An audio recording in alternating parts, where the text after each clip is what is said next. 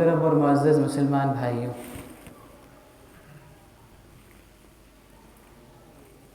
ہر چیز کی ایک صورت ہوتی ہے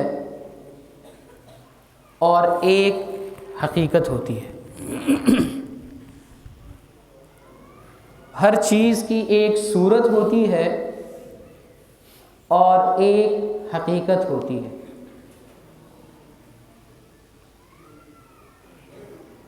کوئی بھی چیز جس کی صورت موجود ہو، حقیقت موجود نہ ہو، وہ چیز اپنے فائدے نہیں دے سکتی۔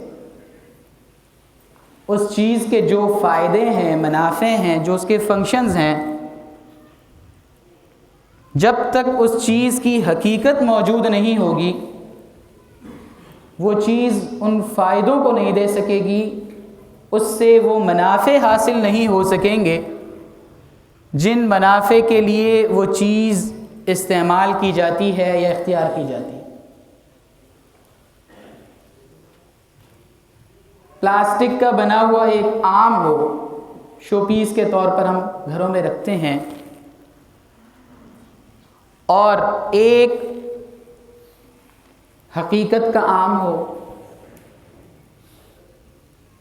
تو پلاسٹک کا بنا ہوا آم ہے، چاہے کتنا ہی چمکدار کیوں نہ ہو،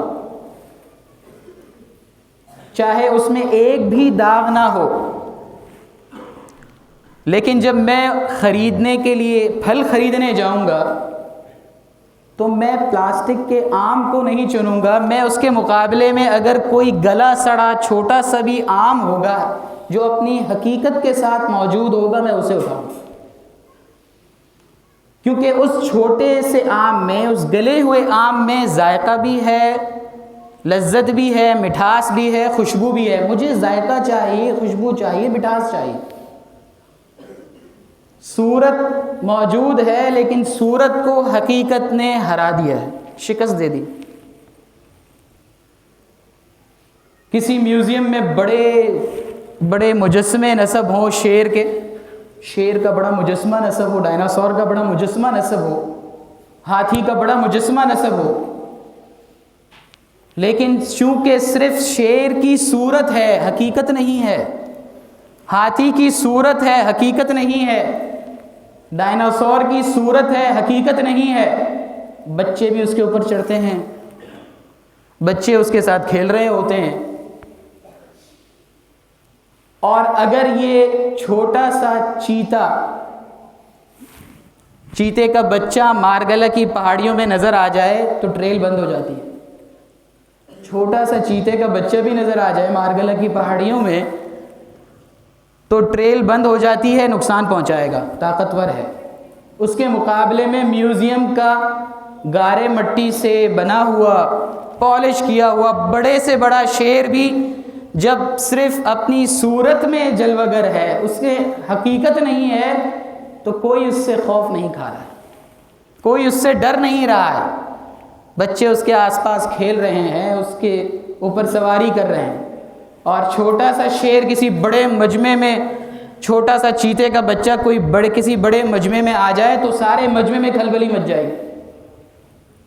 یہ جو صورت اور حقیقت کا فرق ہے، یہی فرق ایمان کی صورت اور ایمان کی حقیقت کا بھی ہے۔ ہمارے پاس اس وقت ایمان کی صورت ہے، حقیقت نہیں، اور صحابہ کرام رضی اللہ عنہم اجمعین کے پاس ایمان کی حقیقت تھی۔ حقیقت کا ایمان طاقتور تھا، صورت کا ایمان کمزور ہے۔ صورت کے ایمان کی صورت کی قیمت نہیں ہے۔ ہاں، قیامت میں یہ بول بڑے فائدہ مند ہوں گے، جو یہ بول ہیں ہمارے کہ اللہ کو ہم ایک مانتے ہیں اور محمد صلی اللہ علیہ وسلم کو اللہ کا رسول مانتے ہیں، آپ کی ساری باتوں میں، آپ کی ساری تعلیمات ہی میں کامیابی سمجھتے ہیں، یہ جو بول ہے یہ قیامت کے دن فائدہ مند ضرور ہوگا، لیکن دنیا میں جب اس ایمان کی صرف صورت رہے گی، حقیقت نہیں ہوگی، تو وہ فائدے جو صحابہ کرام کو ایمان کی حقیقت سے حاصل ہوئے تھے وہ ہم کو ایمان کی صورت سے حاصل نہیں ہو سکتے۔ ہم اپنے ایمان کا موازنہ کرتے ہیں صحابہ کرام کے ایمان سے۔ وہ کلمہ گو تھے، وہ بھی کلمہ گو تھے، وہ علاقوں کے علاقے فتح کر رہے ہیں، وہ دعا مانگتے ہیں، بارش برسنا شروع ہو جاتی ہے، حضرت عمر کوڑا زمین پر مارتے ہیں، زمین کا زلزلہ رک جاتا ہے۔ ہمارے ایمان سے تو ہمیں یہ ہوتا دکھائی نہیں دیتا، اس لیے کہ ہمارا ایمان میوزیم میں رکھا ہوا شیر ہے، ہمارا ایمان پلاسٹک کے آم جیسا ہے جس میں نہ ذائقہ ہوتا ہے، نہ خوشبو ہوتی ہے، نہ مٹھاس ہے۔ اور صحابہ کرام کا ایمان وہ تھا جس ایمان نے انہیں دنیا میں بھی کامیاب فرمایا ہے اور آخرت میں بھی کامیاب فرمایا۔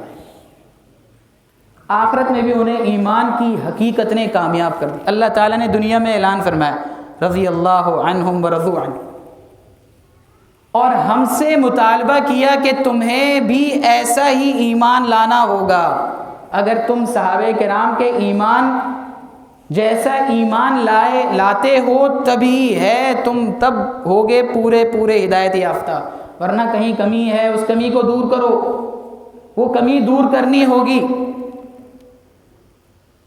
مجھے اور آپ کو اور عام طور پر شکایت ہوتی ہے، اللہ تعالیٰ کی مدد مسلمانوں کے ساتھ شامل حال کیوں نہیں ہوتی؟ کافر یا جو اللہ کو نہ ماننے والے ہیں وہ مسلمانوں پر ظلم اور ستم کرتے رہتے ہیں، اور مسلمانوں کو اللہ تعالیٰ کی مدد حاصل نہیں ہوتی ہے۔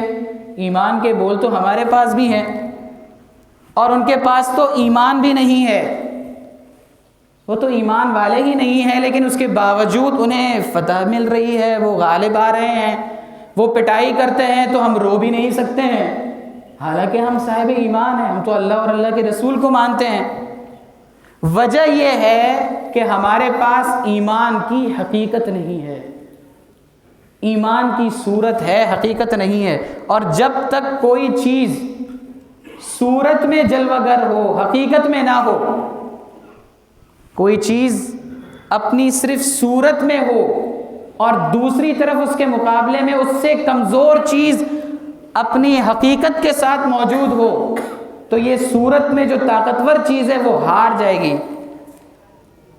اگر شیشے کا بنا ہوا شیر کا کھلونا کسی بچے کے ہاتھ میں بھی دے دیا جائے، اٹھا کے پٹک کے توڑ دے گا وہ اسے۔ شیر کا مجسمہ ہے اور چھوٹا سا بچہ ہے، اس لیے کہ بچہ اپنے کمزور ہونے کے باوجود حقیقت میں ہے، اور شیر اپنی قوت کے باوجود صورت میں ہے۔ صحابہ کرام رضی اللہ عنہم اجمعین کے پاس جو ایمان کی حقیقت تھی، اس ایمان کی حقیقت نے انہیں دنیا میں فتح یاب کیا ہے۔ دنیا کی فتوحات انہیں ایمان کی حقیقت سے ملی ہیں، ایمان کے دو بول سے نہیں ملے۔ صرف ایمان کے دو بول کہہ کر تو وہ اسلام کے انسٹیٹیوشن ادارے میں داخل ہوئے، جیسے ہم داخل ہو گئے، مسلمان ہو گئے۔ اس کے بعد اس پر ملنے والی جتنی فتوحات ہیں وہ صحابہ کرام کے حقیقی ایمان پر ہیں۔ کیسا ایمان ہے؟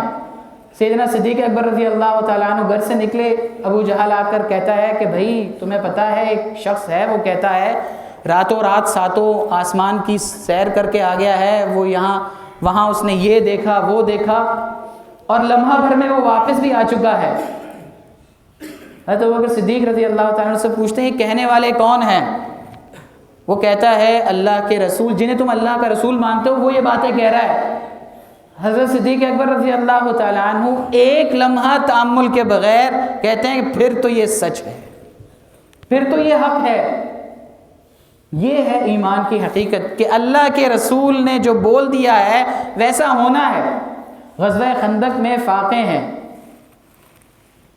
ایسے فاقے ہیں کہ صحابہ کرام رضی اللہ عنہم اجمعین نے پیٹ پر پتھر باندھے۔ آپ سب نے یہ واقعات سنے، افسانے نہیں ہیں بھائی، اور یہ واقعات ہمیں واقعات اس وجہ سے لگتے ہیں کہ ہمیں ان کے نتائج معلوم ہے، مسلمان فتح یاب ہو گئے تھے، ٹھیک ہے، تو یہ باتیں ہمیں بھول جاتی ہیں، لیکن اس موقع کو دیکھیں کہ ابھی فتح کا اعلان نہیں ہوا ہے، صحابہ کرام بھوک سے نڈھال ہیں، غزوہ خندق ہے، خندق کھودی جا رہی ہے، بہت سخت پتھر آ گیا، صحابہ کرام اس کو نہیں توڑ پائے. رسول اللہ صلی اللہ علیہ وسلم سے عرض کیا. آپ صلی اللہ علیہ وسلم ایک کاری وار سے اس کو توڑتے ہیں اور اس سے ایک روشنی اٹھتی ہے. آپ صلی اللہ علیہ وسلم فرماتے ہیں مجھے اس روشنی میں روم اور فارس کے محلات نظر آئے ہیں جو تمہیں ملنے ہیں. اب صورتحال یہ ہے کہ کھانے کو نہیں ہے، لیکن جب رسول اللہ صلی اللہ علیہ وسلم نے کہہ دیا تو ایمان کی حقیقت یہ ہے کہ صحابہ کرام نے آپ صلی اللہ علیہ وسلم کے اس فرمان پر کہا کہ اللہ کے رسول جب فلاں یہ علاقہ فتح ہو، اس کا مال غنیمت آئے تو اس میں مجھے اتنا اتنا ملے گا، میرے ملنے کی درخواست کرتا ہوں. آپ صلی اللہ علیہ وسلم نے فرمایا کہ ہاں تمہیں یہ ملے گا. یہ ایمان کی حقیقت، اس کا ہم سے مطالبہ. فَإِنْ آمَنُوا بِمِثْلِ مَا آمَنْتُمْ بِهِ فَقَدْ اهْتَدَوْا. اگر تم صحابہ کرام رضی اللہ عنہم اجمعین کے ایمان کی طرح کا ایمان رکھ لیتے ہو، ان کی طرح کا سچا یقین پیدا کرتے ہو، تب ہو ہدایت یافتہ، تب وہ سارے وعدے تمہیں بھی ملیں گے. جو وعدے ان سے کیے گئے تھے وہ وعدے تمہارے لیے بھی ہیں. ایک اشکال ذہن میں یہ پیدا ہوتا ہے کہ غیر مسلم وہ تو اللہ کو مانتے نہیں ہیں، وہ کیسے فتح یاب ہو جاتے ہیں، وہ کیسے ہم پر غالب آ جاتے ہیں، وہ کیسے ہمیں کمزور کر کے پیٹتے ہیں. اس لیے کہ ان کے لیے اور ہمارے لیے قانون مختلف ہے. اللہ کی سنت ان کے اور ہمارے لیے مختلف ہے. اس بات کو اچھی طرح سمجھنے کی ضرورت. ان کے لیے اور ہمارے لیے قانون مختلف ہے. میں جب کسی ادارے میں داخلہ لیتا ہوں تو اب میں اس کے سارے قوانین کا پابند ہوں. اگر میں نے اس ادارے کے کسی قانون کو توڑا تو میری گرفت ہوگی. اگر کوئی باہر گزرتا ہوا شخص ادارے کے قانون کو توڑتا ہے، جو ادارے میں جس نے داخلہ نہیں لیا ہے اس کی گرفت نہیں ہوگی. میں اور آپ جب کلمہ پڑھ کر اسلام کے ادارے میں داخل ہو گئے ہیں، مسلمان ہو گئے ہیں، تو ہمارے لیے فتح مندی کا، غالب آنے کا، کامیاب ہونے کا قانون ہی الگ ہے. فَإِنْ آمَنُوا بِمِثْلِ مَا آمَنْتُمْ بِهِ فَقَدْ اهْتَدَوْا. تمہیں تو کامیابی اسی وقت ملے گی جب تم صحابہ کرام جیسا ایمان رکھو گے. اگر صحابہ کرام جیسا تمہارا ایمان نہیں ہوا، ایمان کی حقیقت تمہیں حاصل نہیں ہوئی، تو پھر تمہیں ہم سے ان نتائج کے مطالبے کا حق نہیں ہے، اور ان فوائد کے مطالبے کا حق نہیں ہے، ان وعدوں کے پورا ہونے کا مطالبہ کرنے کا حق نہیں ہے جو ان صحابہ کرام رضی اللہ عنہم اجمعین کے ساتھ کیے تھے. یہ وعدے ان کے ساتھ ایمان کی حقیقت پر مبنی تھے.